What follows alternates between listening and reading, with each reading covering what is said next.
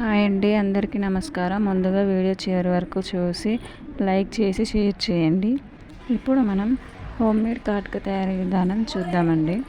ముందుగా 3 నుండి 4 గ్లాసెస్ తీసుకొని చుట్టూ పెట్టండి. ఒక చిన్న కంచుడు తీసుకొని అందులో పత్తి ఒకటి లేదా 2 బాదంలు పెట్టి ఇంత నెయ్యి వేసి, ఆవు నెయ్యి లేదంటే నెయ్యి వేసుకున్నా పర్వాలేదు, దీపంలో అంటించి ప్లేట్ బోర్లియండి. అలాగే 10 నుండి 15 నిమిషాల ఉంచి తీయండి. అప్పుడు ప్లేట్కి కాటుక పొడి అంటుకుంటుంది.